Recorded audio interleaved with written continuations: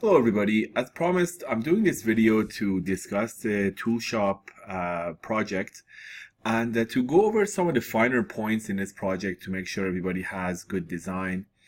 Um, as I said, you're going to have a front end file. So this is basically the app file that you have.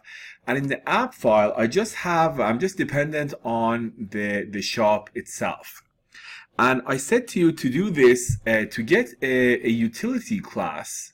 So I have a file manager.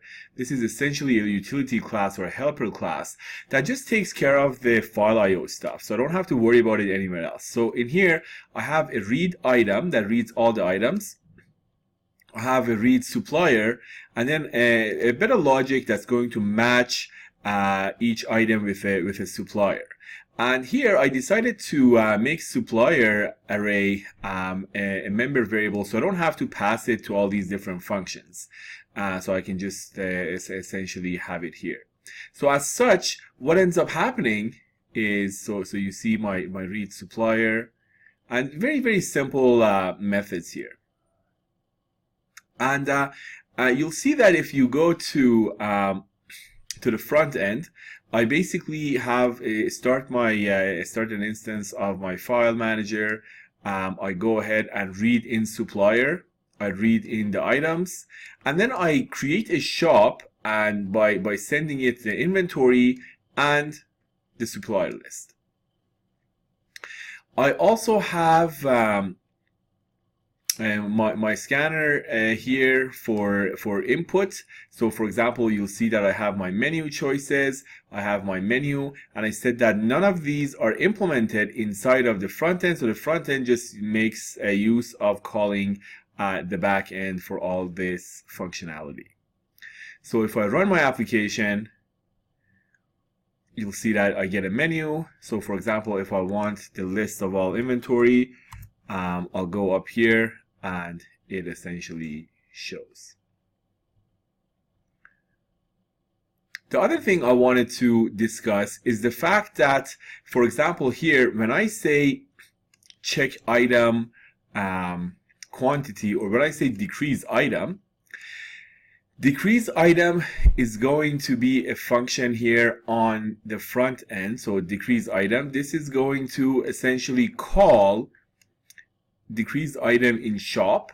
So if we go to shop, you see that decrease item exists here.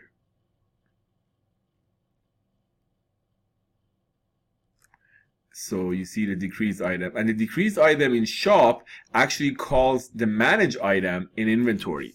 And then the manage item in inventory goes ahead and calls decrease item in item. So if I go to item, I'll see decrease item quantity.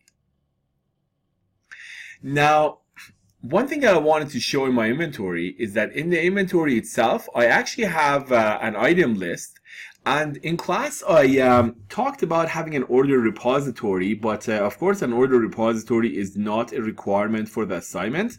So I just left order as a single object in my inventory. So I mean, it would be nicer to have a repository of that sort, but I just have this in my inventory.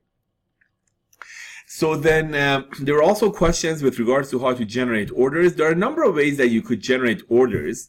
So for example, here in my inventory, as I already showed, I have a function called manage items. So manage item calls decrease item, which is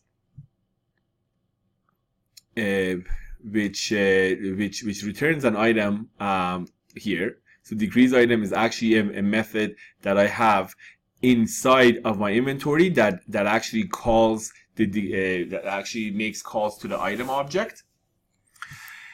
And then here, I go ahead and I create an order. So once I find the item that I want to decrease, I go ahead and I try to place an order for that item.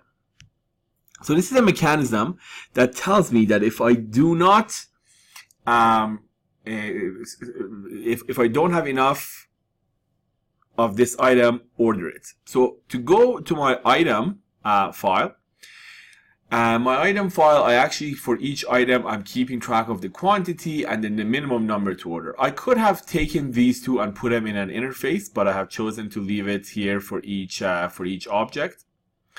So the place order, it's going to actually call a generate order. So I actually, in this particular design, my item generates an order line and then it returns this order line back. And of course, if I don't need to generate an order, then then it's just going to return null. My inventory, as a result, in the place order, if there is an order actually generated, it adds it to the inventory. So this is one mechanism to do it. It's a pretty simple way of doing it. We can actually get a lot more sophisticated as we learn about other relationships and perhaps design patterns. We could have an item and then have an item manager object that takes care of all of this. Later on in the semester, when we talk about the design pattern of model view controller, more efficient ways of doing this thing is going to more efficient ways of accomplishing this design will be revealed. All right, thank you very much. Happy coding.